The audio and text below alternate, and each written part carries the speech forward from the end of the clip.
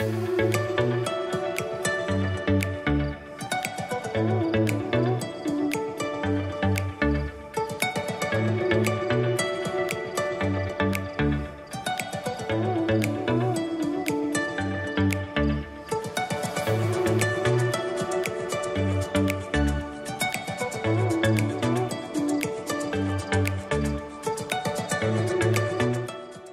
Sobat Tani, hari ini saya sedang berada di kelompok tani Teras Hijau Cipulus, Kecamatan Taman Sari, Kabupaten Bogor. Tadi sudah lihat kan sekilas kegiatan yang dilakukan oleh petani milenial, petani-petani yang masih muda banget ya. Mereka sedang melakukan digital marketing atau pemasaran digital. Nah, penasaran nggak apa aja sih kegiatan yang lain yang dilakukan oleh kelompok tani Teras Hijau? Yuk ikuti saya!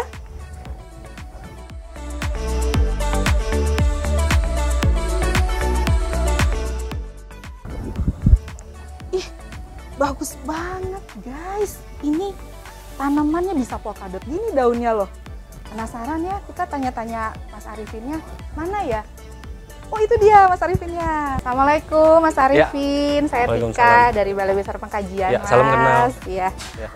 Tadi tuh saya penasaran ngelihat ada tanaman yang kok daunnya tuh bisa polkadot gitu ya, itu maksudnya namanya apa sih, terus masuk ke keluarga apa sih? Oh gitu, kalau namanya itu nama lengkapnya Begonia polkadot. Dia masuk ke kerajaan Aroid, keluarganya Begonia, nama spesiesnya polkadot gitu. Oh gitu ya, saya baru lihat soalnya.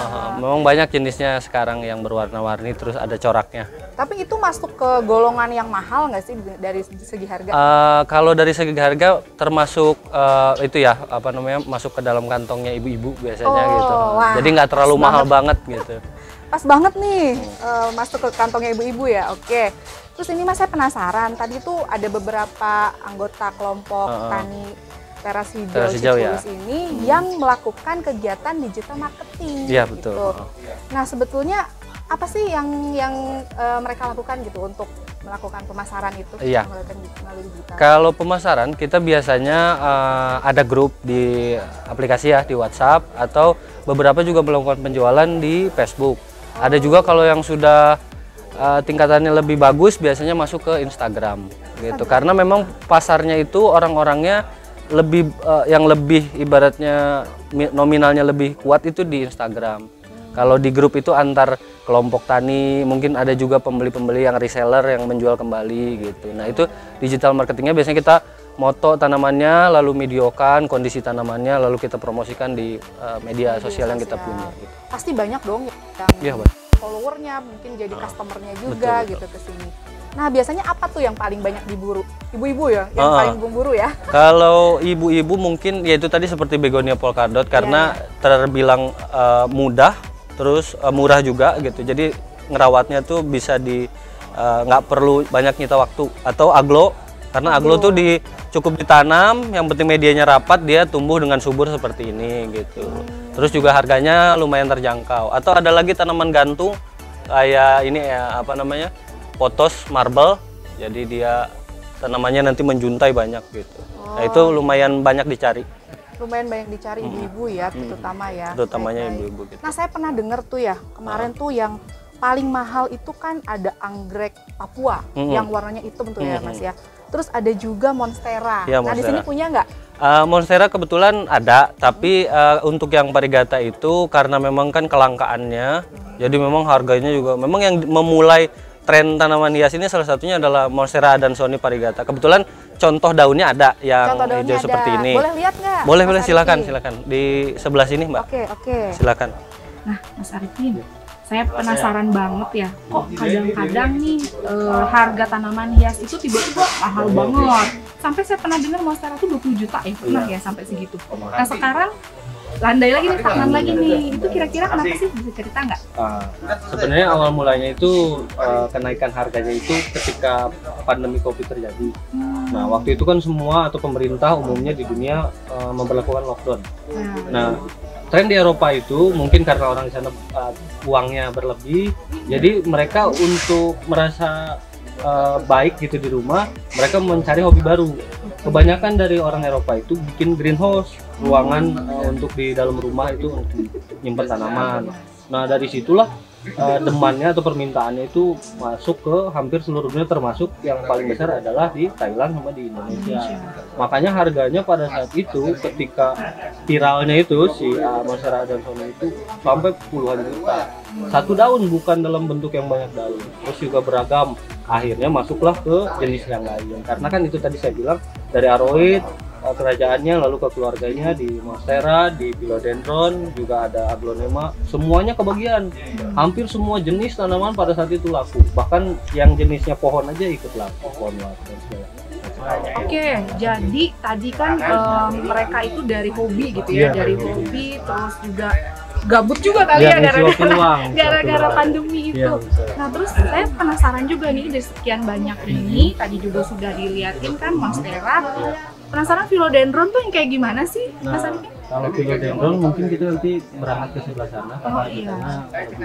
Oh di sini ada juga. Ada jenisnya. Lengkap banget loh, lengkap banget ya. Iya. Oke.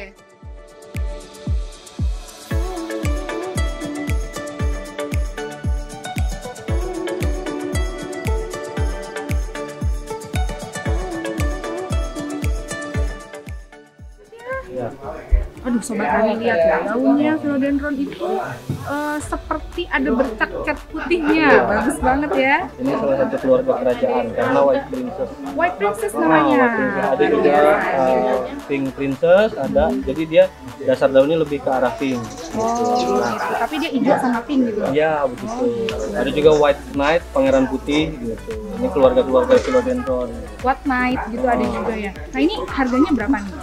Udah segede gini? Sekarang ini mungkin yang seperti ini permintaannya udah sampai di 3 juta. 3 juta, wow keren. Karena dia punya mutasi warna putih itu ke arah daunnya yang basicnya warna hijau. Jadi memang lebih polanya lebih warna-warni. Jadi memang unik lah.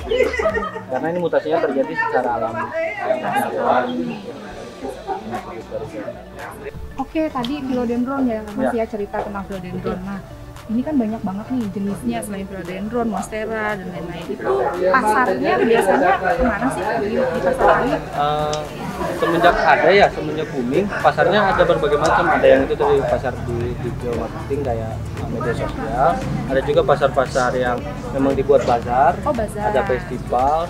Sebenarnya yang paling umum cara yang diberlakukannya tadi kita share tanaman kita yang ingin dijual di grup tanamannya seperti di WhatsApp, atau kalau kita promosi mungkin yang paling itunya di Instagram atau di Facebook. Nah biasanya nanti kalau yang udah kenal tuh cek harga gitu di komen gitu-gitu, terus kirim pesan dan sebagainya.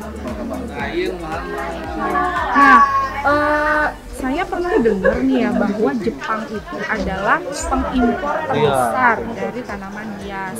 Mungkin karena kan di Jepang itu pola kerjanya kan sangat hektik banget gitu ya, sehingga mereka butuh buat obat stres ya gitu. Nah, pernah nggak nih kelompok tani teras hijau ataupun mungkin Mas Aridan sendiri melakukan kegiatan ekspor tanaman hias ke luar negeri? Alhamdulillah ya, kalau kita bicara pasarnya yang sangat luas, karena di Facebook itu tadi kan orang semuanya hampir bisa lihat ya. Jadi otomatis kadang-kadang ada juga tuh orang luar negeri yang nanya sama kita gitu. Nah kebetulan pada saat itu kira-kira bulan Desember atau di November ke Desember itu ada penjualan tuh ke pembeli luar negeri. Waktu itu Jepang pernah, Thailand juga ada, lalu kebanyakan Malaysia. Terus ada juga beberapa kawan yang memang kan karena di sini kelompok tani lumayan lah gitu. Itu bisa sampai ke Eropa. Bisa sampai ke Eropa. Negara mana tuh biasanya? Negara yang paling sering Jerman, Rusia. Bapak tahu lah Pak Asep lah. Iya, benar memang potensi tanaman hias itu sangat besar ya. Lalu apakah rencana dari kelompok tani teras hijau ini, teras hijau Cipulus ya, mau berkegiatan lebih banyak ekspor gitu? Kan itu pasti ada syarat-syaratnya tuh ya. Nah, syarat-syaratnya apa aja sih kira-kira? Kalau syarat-syarat yang udah kita jalani selama ini, nah itulah pentingnya kita ada di kelompok tani karena kan sumber informasi akhirnya jadi datang dalam bentuk yang beragam. Ada juga kawan-kawan yang memang kalau syaratnya itu kan diekspor kita harus punya CP. Sementara kalau untuk personal dalam beberapa orang kan untuk bikin CP mungkin ada yang ngerasa ribet atau gimana ada waktu. Nah kita ada tuh beberapa orang yang sudah punya CP dan kita akhirnya minjam lah gitu. Kan itu ada administrasinya dan sebagainya. Pertama kita harus punya CP. Yang paling utamanya kalau ekspor itu kita harus punya satu sertifikat namanya Phytosanitary Certificate yang dikeluarkan sama Badan Karantina Pertanian.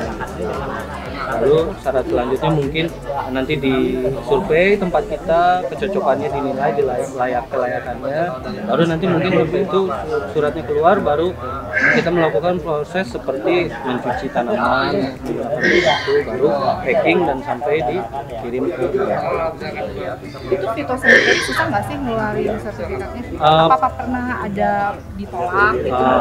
Kalau kan gini ya, di tiap negara itu kan beda-beda ya aturannya. Standarnya. Jadi kayak contoh lah di Kanada, itu fitosanitarinya itu memerlukan surat import permit yang turun dari pemerintahan Kanada.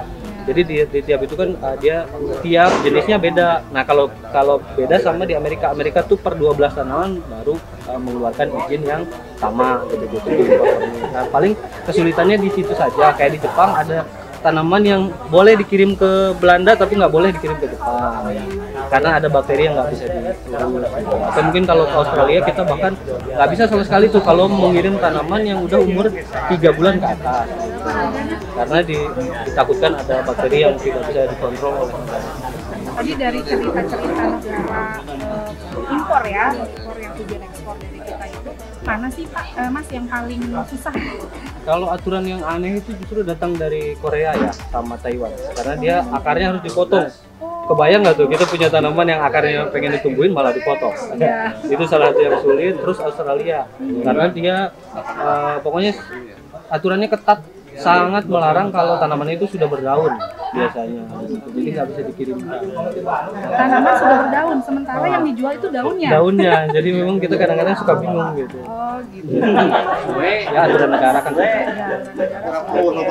Terus ini terkait sama, saya pernah dengar juga nih ya sebagai penyuluh gitu, saya sebagai penyuluh pernah dengar juga nih bahwa kalau petani tanaman hias itu memang lebih sering bekerja secara individu. Maksudnya mereka itu banyak berkembang. Nah, kalau kelompok terasi jauh Cipulut itu gimana tuh? Apakah guyup atau enggak gitu ya? Ya, semenjak saya di sini ya pengalamannya itu tadinya saya juga memang tersebar di Sirnagali ya secara individu saya ataupun beberapa kawan. Tadinya mungkin kita juga tanpa arah karena tadinya ini mau arahnya mau kemana ya, kadang-kadang kita nggak bisa share masalah pengalaman, kita nggak bisa berbagi masalah harga terkini atau informasi terbaru. Nah, semenjak ada kelompok terasi kita mendapatkan banyak manfaat tuh, jadi kita bisa membangun silaturahmi, informasi juga lebih terbuka, terus juga ada kekeluargaan ya, ibaratnya kalau kita ada acara-acara apa nanti kita bisa bantu bareng-bareng gitu. Dan kebetulan juga memang semenjak di Terasi Jauh Cipulut ini terlihat penjualan jadi semakin beragam, jenis-jenisnya. Ada penjualan di antara anggota, ada penjualan sampai ke kenalan dari anggota, banyak sekali manfaat sampai kita juga di sini mendapatkan edukasi dari para penyuluh, mendapatkan pendidikan mengenai gimana sih media yang bagus atau misalkan gimana nih kira-kira kalau mau promosi tanamannya ataupun cara-cara yang baik dalam menawarkan tanaman ke pelanggan. Wah, menarik banget ya tentang kekompakan tadi dari Mas Arifin. Sebagai petani tanaman hias nih kan tadi dengan keunggulannya, terus dengan mungkin ada manfaatnya juga. Nah, apa harapan Mas Arifin untuk kemajuan dari pertanian tanaman hias? Kalau harapannya mungkin satu ya, kita bisa menjadi komoditi salah satu negara dengan komoditi tanaman hias terbesar di dunia, karena salah satunya kan sekarang Thailand. Nah, kita bisa cukup besar punya potensi untuk berdampingan bersama Thailand untuk mencukupi ibaratnya kebutuhan tanaman hias ini. Dan bukan sekedar hobi, karena menurut saya sendiri pribadi dan setelah masuk di kelompok tani ini juga, saya merasa bahwa bertani tanaman hias ini memberikan kesan bahwa kita ikut menjaga alam. Dan dengan menjaga alam itu sebagai bentuk terima kasih lah kita kepada alam karena telah menjaga alam ini. Itu aja mungkin. Terus semoga petani tanaman hias Indonesia semakin sukses dan semakin Amin ya rabbal alamin. Mas Arifin, saya pengen banget ngambil foto keliling-keliling. Silakan, boleh. Terus siapa tahu ada yang mau saya adopsi pulang. Iya, boleh silakan di. Iya. Nah, ini Mbak yang tadi saya bilang Adansonii variegata atau kalau sebutan sininya janda bolong. Janda bolong, Iya. monstera tadi ya. Iya, monstera. Yang lagi hype banget kan. Awal mulanya dari sini. Oh iya. Ini juga apa namanya? Bisa ada dua warna ya, putih sama hijau. Nah, saya punya di rumah nih yang kayak gini. Tapi dia warnanya hijau doang. Hijau doang ya. Bilangnya juga janda bolong. Mungkin Bedanya apa sih? mungkin Ada cuma di sini. ini dia. Oh iya, ini persis Ini banget dia nih yang kayak gini, biasanya. betul. Jadi waktu itu ketika namanya besar itu karena si Adansonii yang biasa ini dia punya cuma satu warnanya hijau. Kalau Adansonii yang variegata ini, kenapa disebut variegata? Variegatanya itu mutasi warna daun. Jadi ada dua warna dalam satu daun. Nah, kebetulan karena yang bikin kerennya itu dia bisa sampai sebelahnya putih, sebelahnya hijau. Nah, inilah yang dulu sempat bahkan waktu itu mencapai satu daun itu 30 juta. 30 juta. Ini berapa? Kalau tinggal dihitung aja ya. Jadi Kalau- saya punya kayak gini nih Mas. Nah, ya ini yang hijaunya. Yang ini bukan monstera ya. Bukan monstera yang Yang dicari-cari dari itu, tapi yang variegata. seperti ini. Nah, inilah yang dicari-cari. Ini ada.